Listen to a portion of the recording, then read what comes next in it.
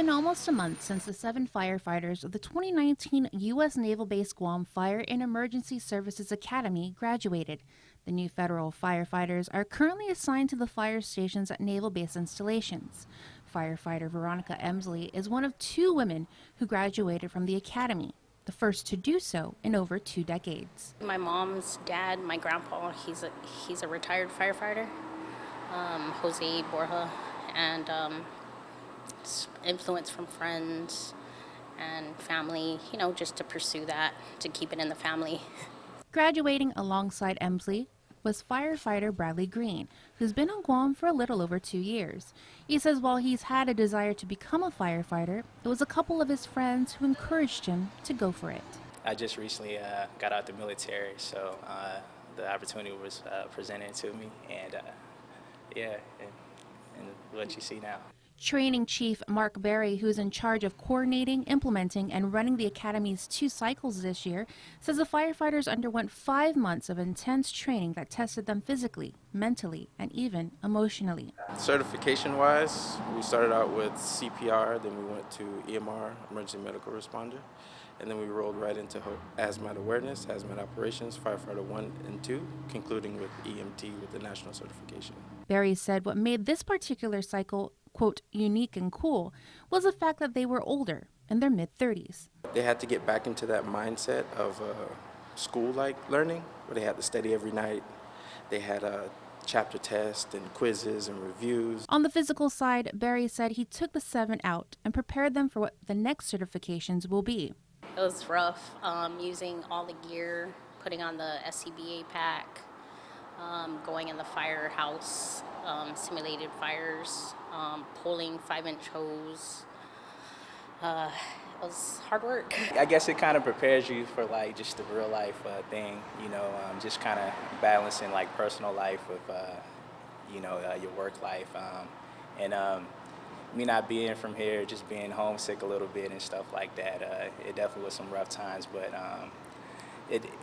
as soon as I finished up the academy, it definitely was all worth it. Unlike other cycles in the past 5 to 10 years, this group was afforded some great hands-on experience, responding to numerous wildland grass fires that occurred earlier in the year in the southern part of the island. At first they were in the support role.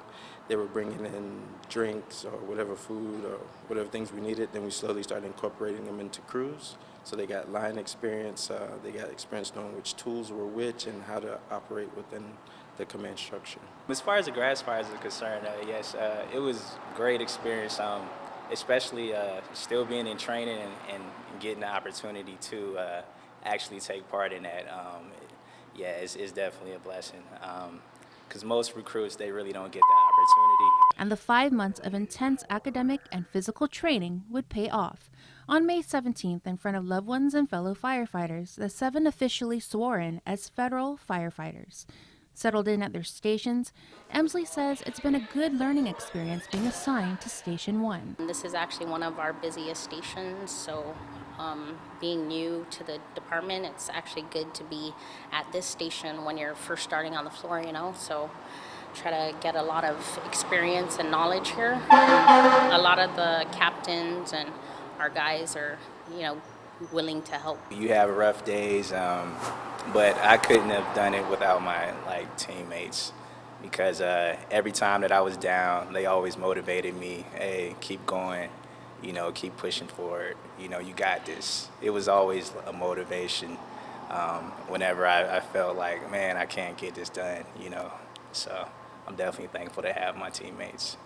The Naval Base Fire Academy's 2nd cycle is currently underway, and Chief Berry is optimistic that after the 5 months will come another batch of federal firefighters ready to answer the call. Being an instructor, my job is pretty cut and dry. So it's working with them, so getting to know them, learning how they learn and what they're capable of, and pushing them. So most of them were strong physically, some weren't so strong academically, but in the end, they all changed. They all got to being at the same tempo, being able to complement each other when they're working together. So on the instructor side, it's pretty, I wouldn't say easy, but it's challenging to learn adult learning. And then once you figure it out, you just keep pressing forward.